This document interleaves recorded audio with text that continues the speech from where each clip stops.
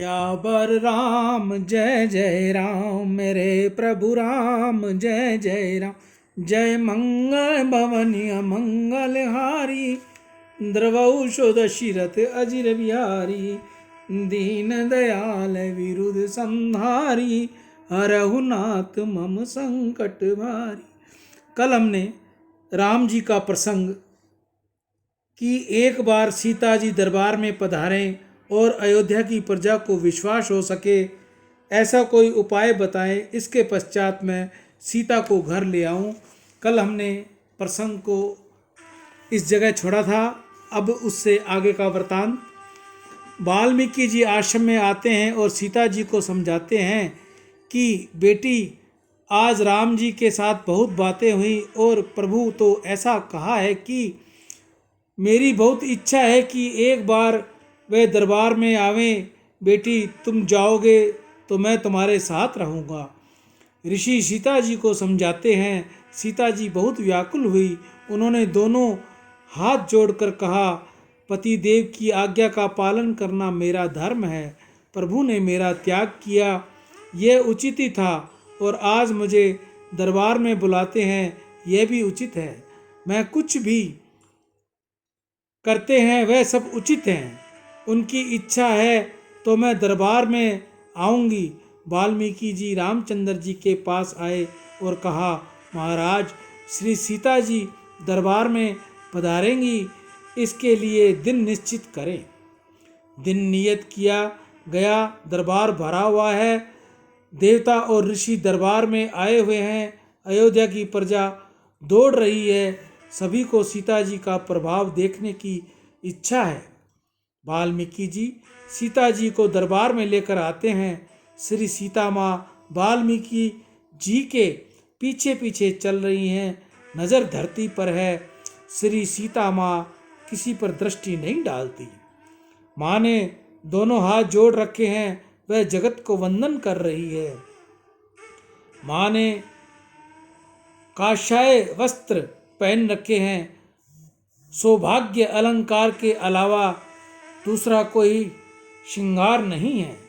श्री राम के वियोग में सीता जी ने अन्न का सेवन नहीं किया था। माँ का श्री अंग इससे अतिशय दुर्लभ दिख पड़ता है। लव कुश पीछे पीछे चल रहे हैं। अयोध्या की प्रजा सीता का दर्शन करती है। श्री सीता माँ का दर्शन करते करते सब रोने लग गए। श्री सीता माँ की जय जयकार होने लगी। सिंहासन पर श्री रामचंद्र जी विराजे हुए हैं। श्री सीता जी उनका वंदन करती है। इसके पश्चात सीता माँ का सुंदर भाषण हुआ।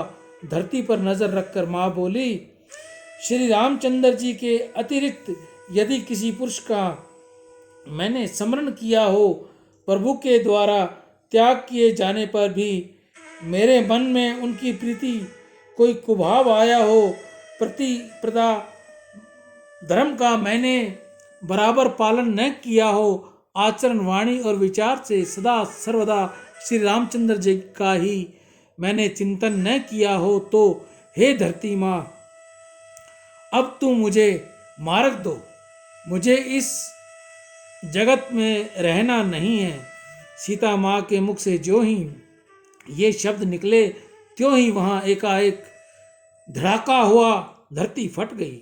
शेषनाग के फण के ऊपर स्वर्ण का सिंहासन ऊपर आया। श्री भूदेवी श्री सीता माँ को उठाकर सिंहासन पर पधाराया और कहा, यह जगत अब तुम्हारे रहने योग्य नहीं है। लोगों को सम्मान देना आता ही नहीं। जो ही सीता जी सिंहासन पर विराजी, लव कुश बहुत घबराकर दौड़े। हमारी माँ कहाँ जाती है? 7-8 वर्ष के बालक हैं। माँ ने बेलिया ली और कहा, बेटे, राजा राम तुम्हारे पिता हैं। तुम अब इनके पिता की सेवा करना।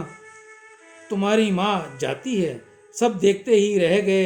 एक क्षण में ही सिंहासन के साथ श्री सीता जी अदृश्य हो गई, धरती में लीन हो गई। पीछे तो अयोध्या के लोग बहुत विलाप करते हैं। श्री राम आनंद रूप हैं, परंतु सीता जी के वियोग में उन्होंने भी विलाप किया। श्री सीता जी का चरित्र अति दिव्य है, उनको प्रत्येक लीला दिव्य है। श्री सीता जी का जन्म दिव्य है, श्री सीता जी का जीवन दिव्य है, श्री सीता जी का तिरोभाव लीला भी दिव्य है। श्री सीता जी के समान महान पतिव्रता स्त्री इस जगत में कोई हुई नहीं, भविष्य में होगी भी नहीं। गीता गंगा गौ माता की जय। आज की हरे चारे की सेवा नंदीशाला कल्याण भूमि हनुमानगढ़ टाउन राजस्थान में। आज के दानदाताओं में प्रेमचंद जी इंगला इंदौर, जितेंद्र तरुण खक्खर मुंबई, सत्यनारायण प्रहलाद दास काबरा अकोला महाराष्ट्र, भरत नंदा मुंबई। आज इन भाई बहनों की सेवा रही। वंश में वर्दी दे, हृदय में ज्ञान दे, चित्त में ध्यान दे, अभय वरदान दे, दुख को दूर कर, सुख भरपूर कर, आशा को संपूर्ण कर, सज्जन जो हित दे, कुटुंब में प्रीति दे, जग में जीत दे, माया दे, साया दे और निरोगी काया दे, मान सम्मान दे, सुख वर्दी दे, सुख समृद्धि दे और ज्ञान दे, शांति दे, शक्ति दे, भक्ति भरपूर दे। ऐसा नंदी महाराज जी से मेरी प्रार्थना है कि सभी दानदाताओं को खुश रखे। राम